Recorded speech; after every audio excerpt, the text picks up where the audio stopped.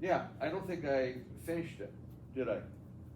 Yeah, it's Everybody not the agree? what I have because I don't understand it. So Okay. let's just start over 10. Okay, so I'm gonna do number 10, and I'm gonna do it on a nice piece of paper. So we have this. 1 over the limit as x approaches infinity of a negative 4 times e to the 1 over x, correct? Mm-hmm.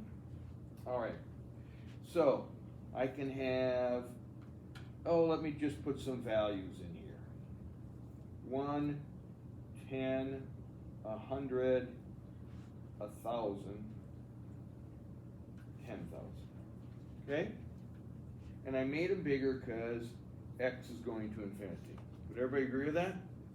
So this would be negative 4 times e to the first. And that'd be whatever a negative 4 times 2.718 dot dot dot dot dot. Right? Can you let me put that in? No. So now what this means is I'm going to have a negative 4 times e to the 1/10. So that's going to be a negative 4 times. Well, is it 2.718? E to the 1/10 power. Did it get bigger or did it get smaller? Smaller. Right, so when you raise to a fractional exponent, it goes down, correct? Right? So whatever I got here, it's smaller than the previous number. Would you agree? So on this next one, it's going to be a negative 4 times e to 100th.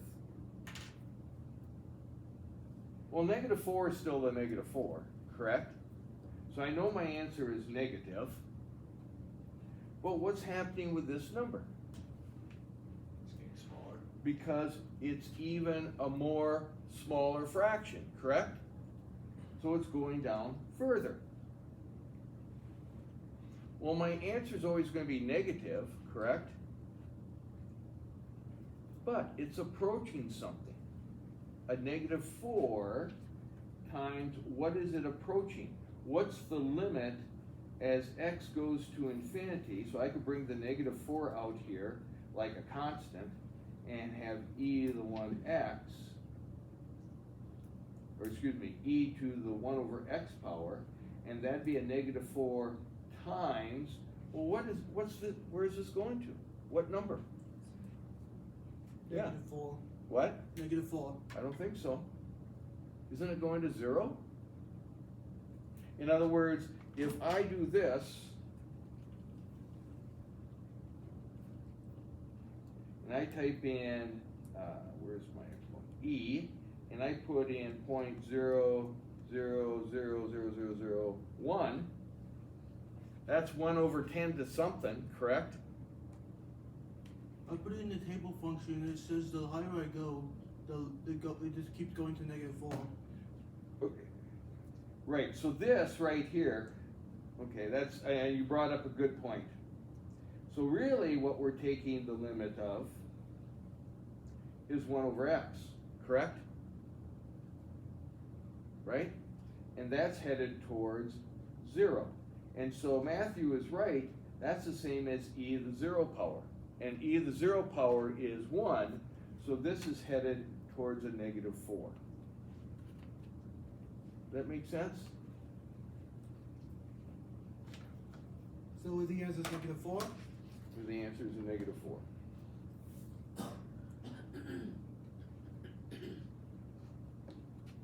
So let's take a look at this one. This is the limit as x is going to infinity.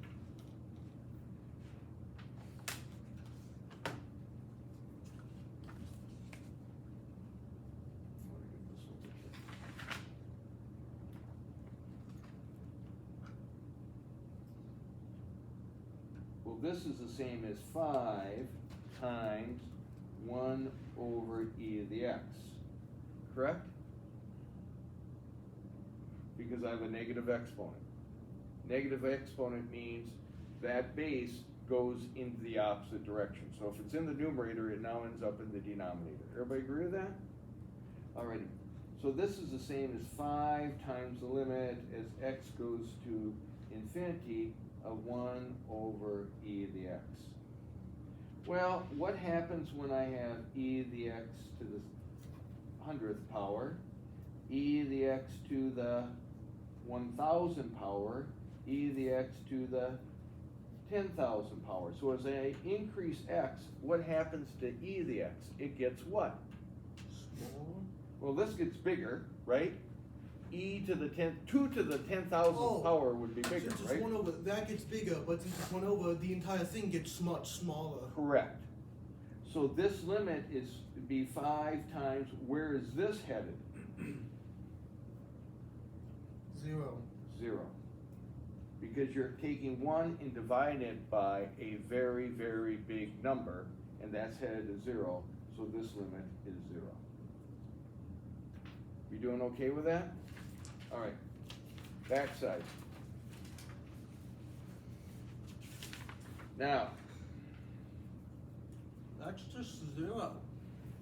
right here, recall the limit I mean 1. as x approaches 0 of the sine of x over x is one you were supposed to have memorized, right? And that's the number what? 1. So now what we have is we are taking the limit as x goes to negative infinity of the sine of x over x, correct? All right, so I can write that as the limit as x goes to negative infinity of the sine of x over the limit as x approaches infinity, negative infinity of x, right? I can break it up, that's one of my properties. Okay. Now, what's the biggest sine can ever be? 1. What's the smallest the sine can ever be? -1. Negative 1, okay? So that means it's bounded. Yeah, I can write it like this. It is bounded between -1 and 1, correct? That's its domain. And I'm taking the limit as x goes to negative infinity of x.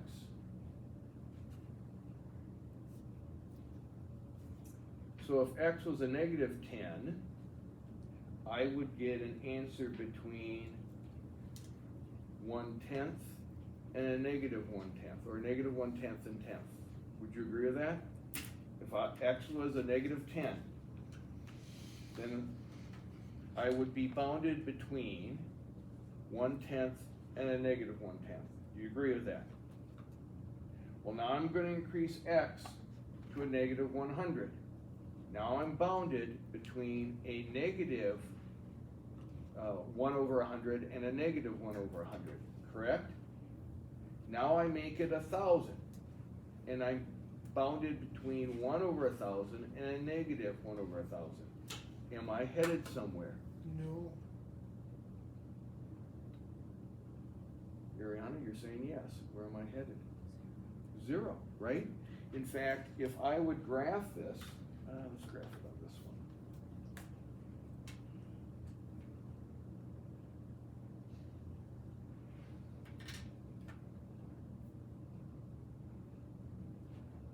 And I put in for the sine of x divided by x, and I go to a table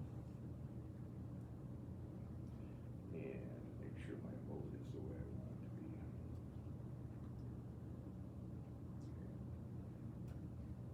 be. And I'm going to put in 10. I'm going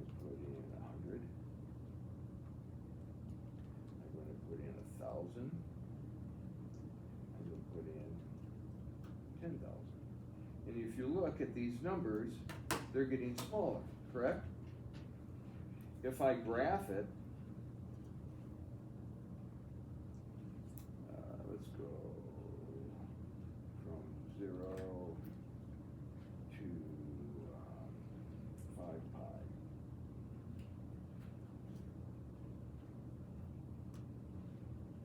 Where's pi here?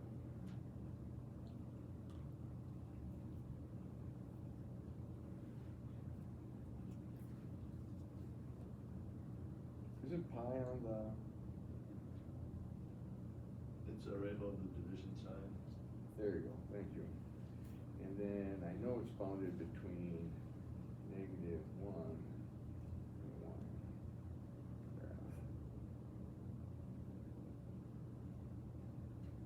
You see how it's getting closer and closer to the x-axis? Yeah. It's headed to 0, right?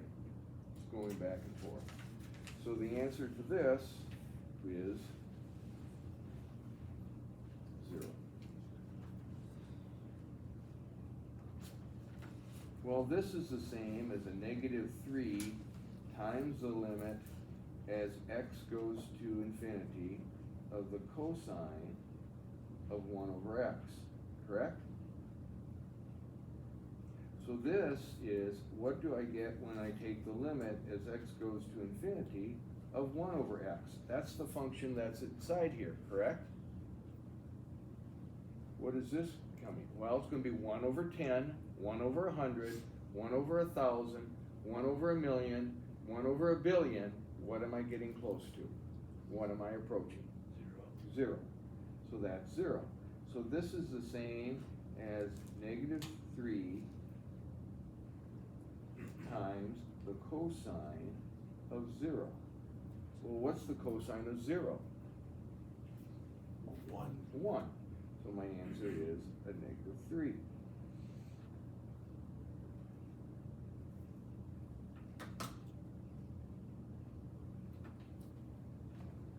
What about this? Does anyone want to take a risk and guess?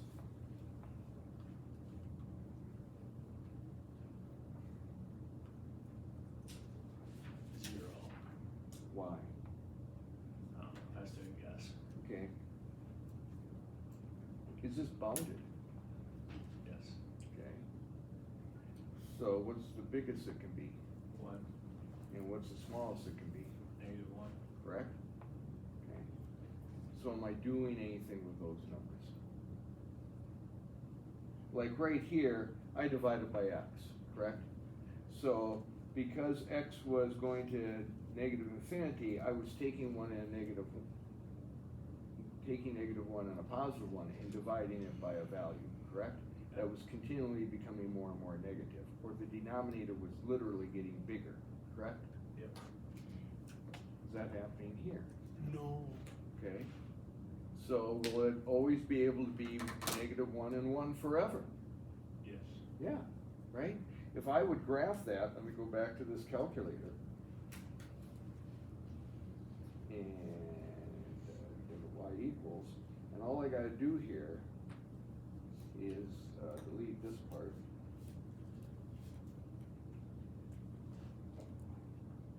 Oh, where's the delete button? This one. It's right here. So I'm not dividing by anything, correct? So if I graph that, shouldn't it just be this all the time forever? Indeed. Right, because you're going around the circle over and over and over and over and over, and you're always going to get those answers between 1 and a -1, 1 and a -1, 1 and a -1. So this does not exist. Why? Because it does this thing called oscillates.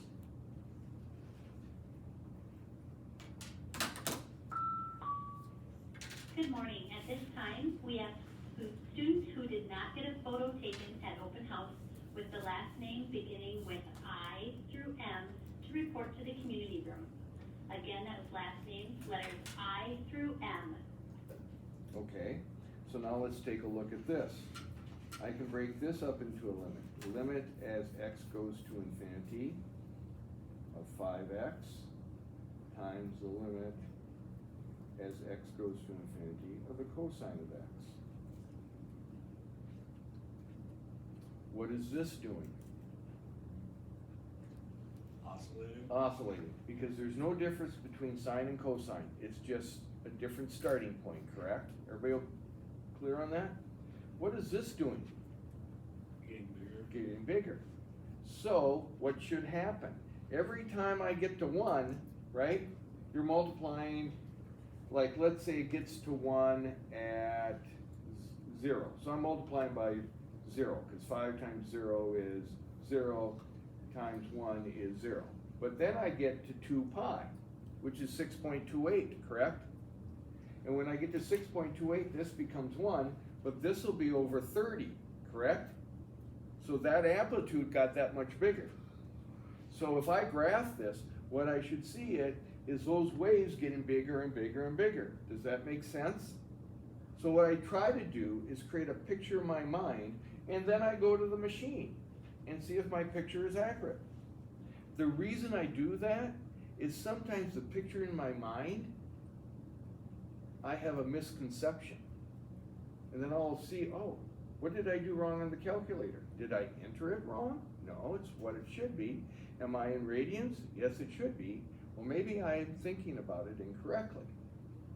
Okay, that's how I learn analyzation. So when I come over here and go back to y equals, I'm going to write 5x cosine of x. Parentheses. And I'm going to graph it. Oh my gosh. I gotta change some things. So let's go to my window, and rather than 1 and -1, let's make it 1,000 and -1,000.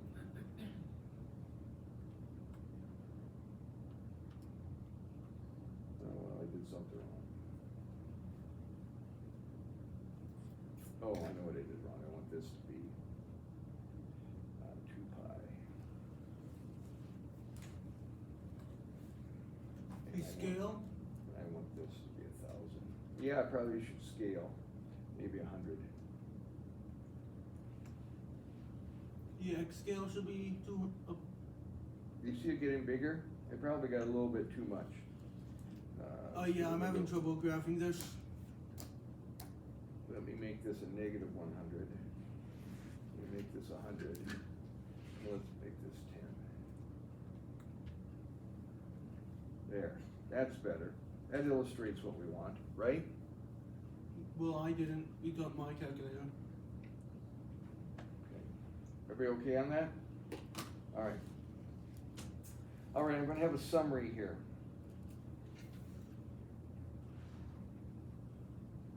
Wait, so what is the answer? Does not exist? Yeah, it does not exist. Is it Oscillates. oscillating?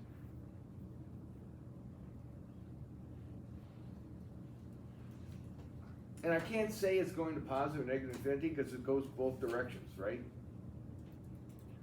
All right. Summary. Vertical asymptotes. If you were to tell somebody how to find a vertical asymptote, what would you say? Where would you find them?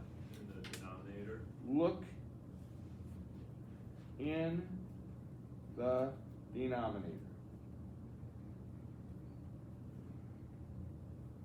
Okay? What am I going to look in the denominator? What would make it 0? X value that makes the denominator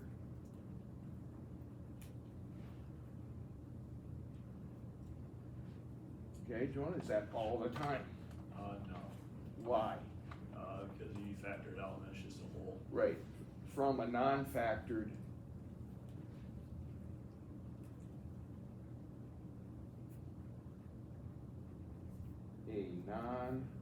everybody understand what I mean by non-factored? So if it doesn't have a hole, Right. A non-factored expression. And I think you guys are okay with that, right? That's nothing new. Alrighty. Horizontal asymptotes. How do you know when you have them?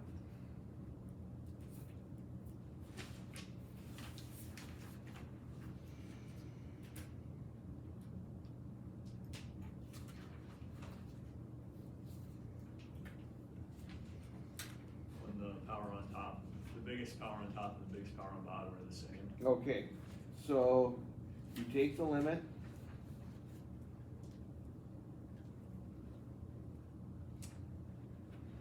Of this expression, and it's going to be a x to the nth plus b x to the n minus 1 plus dot dot dot. And down here I have c x to the nth plus d x to the n minus 1 plus dot dot dot. You're saying these degrees are the same? Yeah. I take this limit. I can ignore all these. These are the leading terms.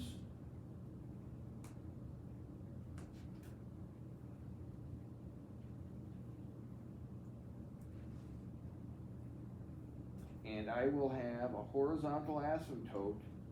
Now this is my justification. Does everybody understand that? Notice I wrote a limit, so that my expectation is that you write this limit, and you just have to look here, correct? And you're going to come up with a horizontal line, y equals some number. In this case, what will that number be? A over C. A over C, that ratio. Those leading coefficients.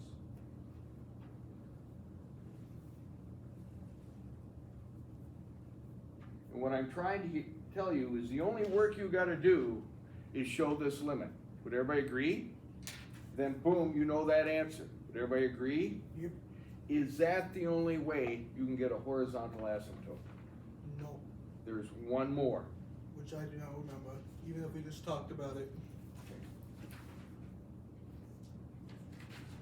I'm going to give you a hint. This is a non-zero horizontal asymptote, correct? When the power of the leading coefficient on the bottom is greater than the power of the leading term on the top. Correct, right? What she said is, if I have, again, I'm going to take the limit of x going to infinity, and here I'm going to have a x to the nth plus dot dot dot, and down here I'm going to have b x to the m power. Ariana, can you see that's a real ugly m? I'm so sorry. My proofing is terrible. Is that better? Okay. Plus dot dot dot, and m is greater than n. Then the horizontal asymptote is I can't see the entire thing. Yeah, I'll move it. I'll make it smaller. Then the horizontal asymptote is y equals 0, which is the x-axis.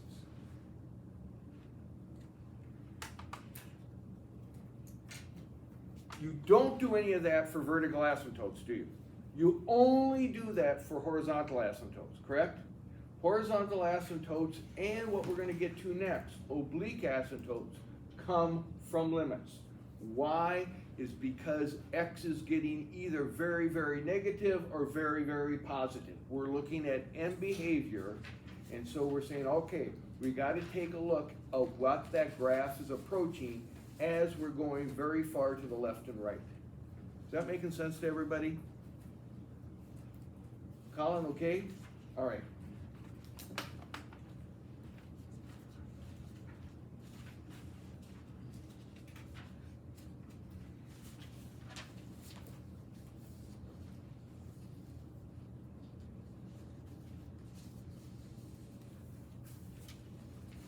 Now, I talked to, Mr. Karsh about this, and he warned me.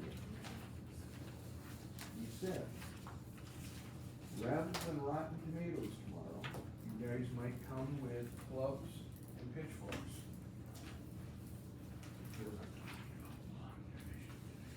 I love long division. Good. You won't have a baseball bat or a pitchfork with you tomorrow, Matthew. Okay? So, what I did is I went to my calculator, scaled it from negative 100 to 100, okay, and put in that function. And lo and behold, I got that. Okay? And it looks like as we go forever to the right and forever to the left, we have an asymptote that looks like this. One that is slanted. This is called an oblique asymptote. And it's in the form, and I'll write asymptote here. I just put AYS. That's fine. It's in the form of y equals mx plus b. So it has some slope and it has some y-intercept, okay? And I only really care what's happening when x is getting really big. I don't care what's happening in there. Does that make sense? All right. So, because this is linear, I can skip long division, and I'm going to show you, review how to figure out long division. I just prefer to do long division over the synthetic. Okay, I will do both, okay? But I'm going to do synthetic first, okay? And what I do is I take this linear and I make it equal x minus 1. I make it equal to 0 and I get x equals 1. And I come over here, and this is how I learned it. And maybe you learned it differently from Mr. Karsh or whoever. Do you learn this in advanced algebra, or where do you learn this? Have you guys heard of synthetic division ever before? Okay, so I learned it, I put a little thing right there. And I don't care whether you put that little thing in there, I do it because then I'm not confused. Okay.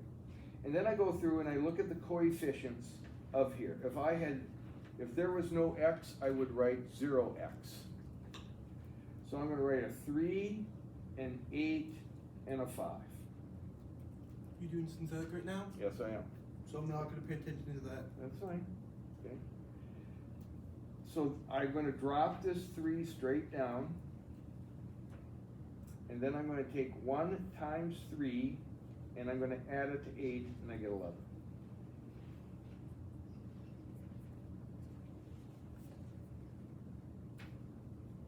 And then I add 1 times 11, and I add it to 5 and get 16. You remember that? You also sometimes use synthetic division with something that's called, not the rational width theorem. No, I don't think it's a rational width theorem. I'm going blank. But because you did this division, this started as x squared, now this is the coefficient of x. This started as x, now it is a constant. And this 16 is what we call a remainder. So this is going to be 3x plus 11, and sometimes, a long time ago, you called that remainder 16. But in here we call it 16 over x minus 1. Correct. Yes, Okay. I did it correctly with long And division. so I can say that 3x squared plus 8x plus 5 over x minus 1 has this I can view as an improper fraction, which I gave you guys as in the pop quiz, right? Notice I had improper fractions, and this is going to be a mixed number, so it's going to be included with the plus the fractional part of it, right? Because I think didn't I have something like 47 thirds was, I had somebody make 47 thirds, I had 15 and 2/3 or something like that, am I right? Okay. So this is gonna give me, this is equivalent to 3x plus 11 plus 16 over x minus 1. Just like Matthew said. Yes. But again, because it's not vertical, and because I'm looking at end behavior, I'm going to take the limit of that as x goes to infinity. Why am I showing that? Because you need to include that. What will I get when I'm done? Well, it's always going to stay in this pattern, but what's going to happen to this? It's gonna get smaller. It's going to get smaller, because this has a degree of 1, and this is really x to the 0 power, correct? So this is headed towards 0, isn't it? But because this is growing, it's not going to head towards the x-axis, it's going to head to this line. So I have an oblique asymptote, or what I call a slant asymptote, and it is y equals 3x plus 11. So this equation right here is y equals 3x plus 11. You mean that like the lack of the line? This asymptote right here. So you remember I had this thing kind of look like a V? This should be dotted right here. I should have made that dotted. And I didn't. Okay? Yeah, so yeah, the graph makes it look weird. Yeah. I should use a different color. I'll use this color next time. All right, so I'm going to do synthetic division again, and then down here I'm going to do long division. So I got my little thing here, and I'm going to put a -2. Does everybody see where a -2 comes from? And I'm going to put in 5 minus 7 minus 11, bring down the 5, multiply, get a -17. Everybody okay with that? Now when I get here, I get 34, and if I add 34 to a -11, I believe I get 23. Is that okay?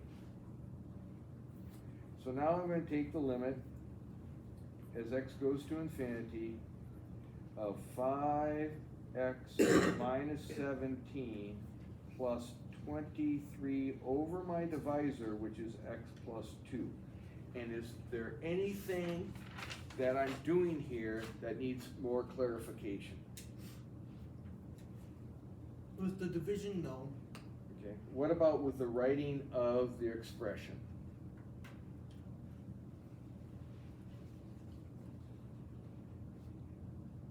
Let me just finish writing it. Yeah? Everybody's okay with that, right? Callan, you're okay with that? Okay? You comfortable? Okay? And you know the answer, Callan, is going to be 5x minus 17. So my slant asymptote is going to be 5x minus 17 equals y. So if I would put that in here,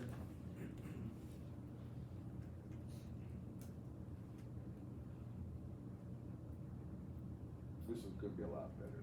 I should have chose this. So it looks something like that. So the asymptote is on that the diagonal black line? Correct. And the actual or real line is the straight line? Yeah, yeah. It wouldn't ever touch that, but come really, really close as you go further out. So the diagonal line, it does not exist? Correct, because it's an asymptote. Oh. It's a limit. It's what it's approaching. Does that explain that fine? Not exactly. Actually, maybe. Okay. All right, again, now I'm going to do long division here. I think it's easier. So I'm going to write 2x minus 1 over the square root, not square root, the divisional box squared plus 7x plus 3 Now, what I do is I look at this first term. I want this first term to be x squared, and it's 1x squared, correct?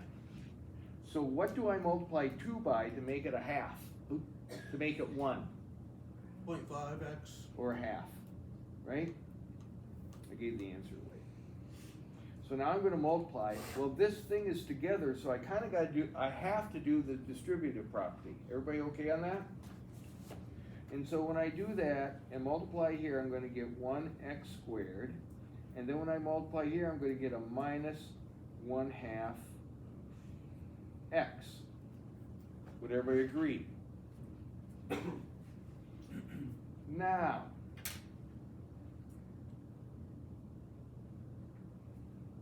Ella, when I was in high school, I struggled with this, and I kept getting them wrong. So Mr. Eckstein, the reason I became a math teacher was because of Mr. Eckstein. He said, well, why don't you just add the opposites?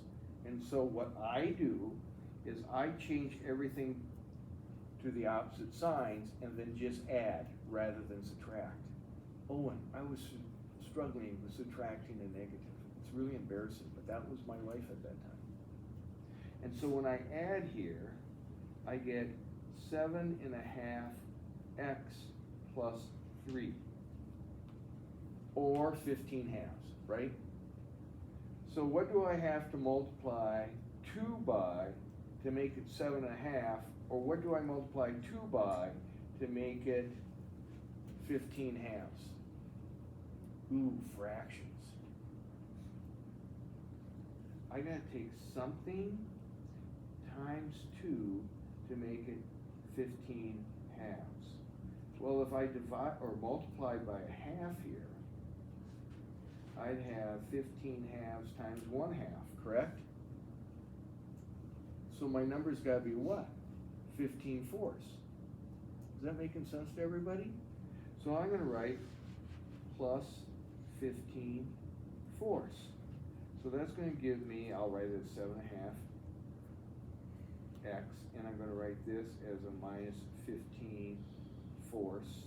Are you sure it's a 7.5? Because shouldn't we be but since that's a -1, and we're subtracting that, shouldn't we be adding the 0.5 that we I'm did? taking this, I'm talking about I'm taking 15 fourths and multiplying it by 2. I'm talking about earlier. Shouldn't we be? What's 7x plus a half x? I just realized what I did wrong. Okay. I put a 6.5 accidentally. So again, I'm going to write the opposites and add. And I think this came out to be 27 fourths. Yeah, but I really don't care. Because I'm going to take the limit as x goes to infinity of 1/2 x plus 15 fourths plus, I'll write this, I think it's 6.75, I think. 6.75 over 2x minus 1. I don't care about that because this remainder is going to die, right? It's going to become 0. What I really care about is this right here. So in other words, my slant asymptote is 1/2 x plus 15 fourths equals y. Okay, we're behind. Let me see.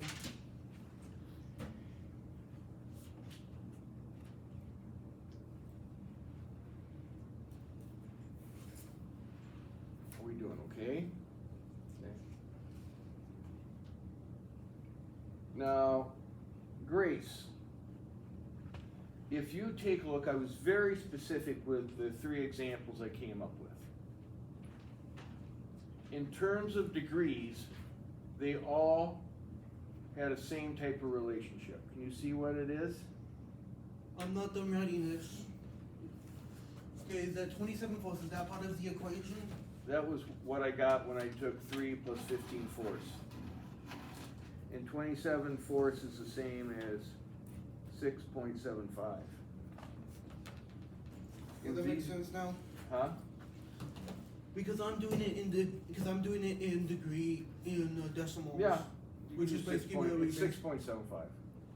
Okay, Grace, back to my question. Do you see the relationship between the degree in the numerator and the degree in the denominator?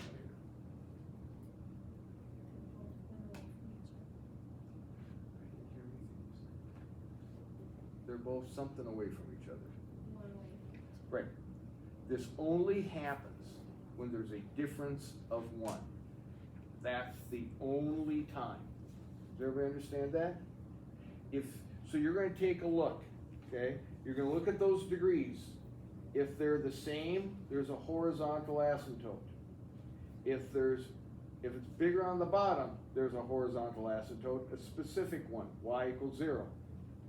And if they have a difference of 1, where the top is 1 bigger than the bottom, you're going to have an oblique or slant asymptote. That's what you look at, the degrees. Everybody understand that? An oblique asymptote is this curved thing right here, right? It's this slanted line that this graph is approaching, okay? Next page, the back side. So kind of confused. So this is what I said, I'll get it in focus. Oblique or slant limits are slant asymptotes.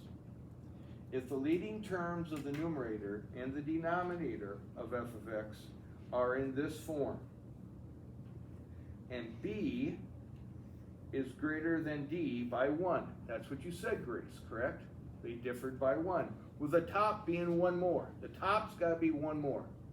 If the bottom is 1 more, it's y = 0. Then the equation of the oblique asymptote will be in this form. And Good morning. At this time, we ask students who did not get a photo taken during open house with the last names beginning with N through P to report to the community room. Again, that was last names, letters N through P. so it can be found by division of 2 expressions, numerator divided by denominator. So if I come here, Okay, so I'm kind of confused. at what spot? The oblique bottom. Okay, so we have these kind of asymptotes, horizontal. We have these kind of asymptotes, vertical. Now we got these types of asymptotes. That means the function is headed in the long run to some type of linear expression. AKA the asymptote is diagonal. Correct. Oh! Okay? We find that diagonal asymptote by doing the long division. Correct. This makes so much more sense. So I look at this. Do you see that there's no vertical asymptote in this expression? And there's no horizontal asymptote in this expression. Why? Because they're not the same, and this degree is not bigger than this. Okay, so I'm going through my checks. Always look for vertical first. That's because it's the easiest. Then I look to see if they're the same, because that's an easy one. Then I take a look, is the bottom bigger than the top, which is always y = 0, which is an easy one. But now I look to see, are they differing by 1? If they're not differing by 1, you don't have anything to do. Does everybody understand that? But this one differs by 1. So I got a little bit more work to do, and it's not linear. So I cannot use synthetic division. I have to do it this way, and it's going to look like this. X squared plus 3.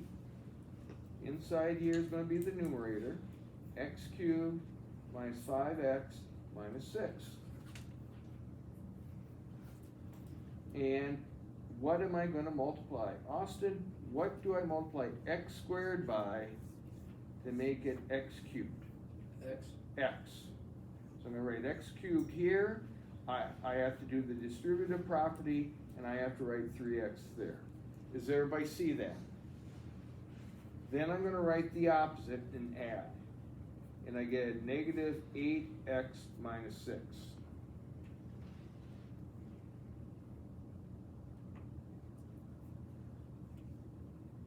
Everybody okay with that? Is there something, remember this has to be a line, correct? Is there something that I can multiply x squared to make it a negative 8x? And the answer is no. So I'm done. So I'm going to come over here and I'm gonna write my limit as x goes to infinity, and I'm gonna have x plus a negative 8x minus 6 over x squared plus 3. And this degree is smaller than this degree. So when I take the limit, I'm going to get x is my answer, because this will go to 0 in the long run. So my slant asymptote is y equals x. Boom! Done.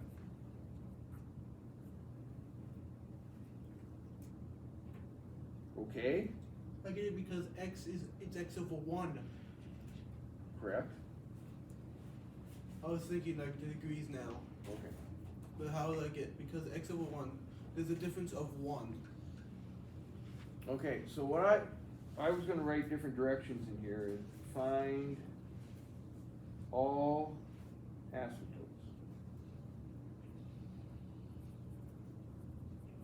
Here's one other thing. If you have a horizontal, HA exists, means SA doesn't.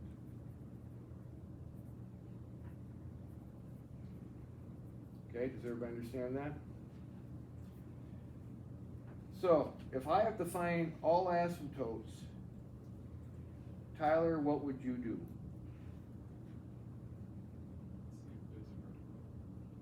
How would I do that?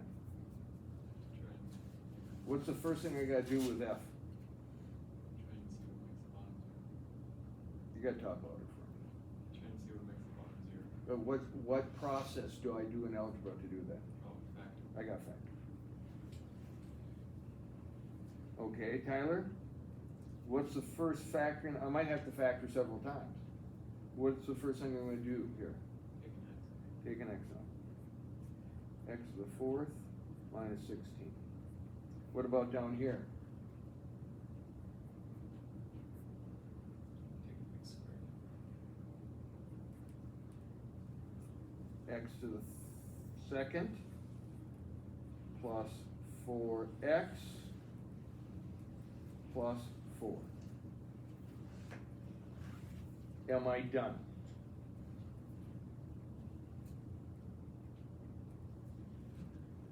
Maria, am I done? You said no? Yes, you said no. Okay. So, anything you want me to do? Difference of squares. On the bottom, what?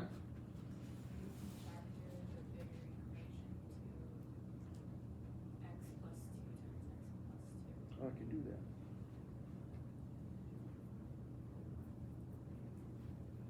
Okay.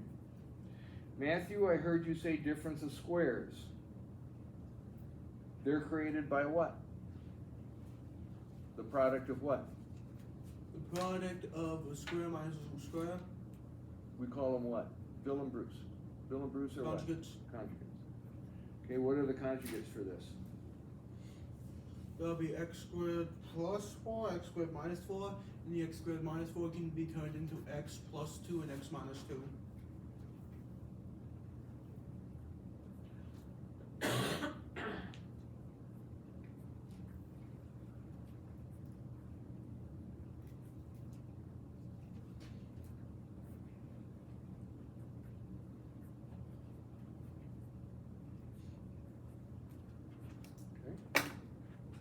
Owen,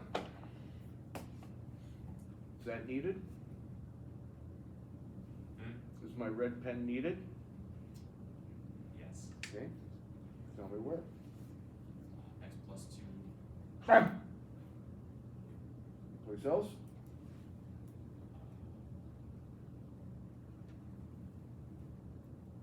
No? Austin, any place else? Oh, you can take the X. You can take one of the X's out. God, you got the gift, Austin. Way to send that message to him, Austin. So can I write this as a 1? Cause you got x over x squared, and then get rid of this? Okay. This is a problem I got wrong. Colin, I got this one wrong. In 1976. Because I said x minus 2 is a whole. Well, excuse me. Oh, I should have done. And x is a whole. Right? Why are they not wholes? Because I didn't what? If they're holes, it means they're what type, Olin? Which means I should be able to remove them, correct? Did I remove them? They're still there, aren't they? So these were non-removable. So they're what instead? Asymptotes. What kind of asymptotes? Everybody see that? Because X is still there. X plus 2 is still there, right? and the other x. Huh? Okay, so vertical asymptote at x equals 0, and vertical asymptote at x equals a negative 2. Would you agree? Yes. Now, you said there's another one. I was talking about the x equals 0. Oh, okay, so there's 2 vertical asymptotes, Yeah. okay? Are there any horizontal asymptotes? Yes. Why? X squared over x. Is that a horizontal? Well, no, that's an oblique. That's a slant. Okay, do I have a slant? Oh wait, no. It's a horizontal because x times x. Wait, no. What do I have left here? I have x squared plus 4 times x minus 2. Would you agree with that? Yeah, so that'd be x Do cubed. I have x times x plus 2? What's the degree on top, Jonah? 2, How'd you get 2? or is it 3, because you distribute it? Yeah, I gotta multiply that out, right? And if I multiply that out, I'm gonna get x cubed minus 2x squared plus 4x minus 8, correct? Yep. And down here, I'm going to have x squared plus 2x, correct? Yep. Do I have an oblique? Yeah. Yeah. Does everybody see that? Why? Because I have a difference of 1. So I'm going to take x squared plus 2x, and I'm going to put it into x cubed minus 2x squared plus 4x minus 8. And Jonah, what am I going to multiply x squared by? X. X. So it's going to give me x cubed. That's going to give me plus 2x squared. See, this is where I made my mistake. I put added these together, wrote down 0. Added these together, wrote down 0. And that's not correct. So I had to do this. And I get negative 4x squared plus 4x. So what am I going to multiply x squared by? Jonah? Negative 4. Negative 4. And so I get negative 4x squared minus 8x. Would you agree? Yep. So I'm going to write plus, plus, and we will continue tomorrow. Tomorrow's going to be a work day.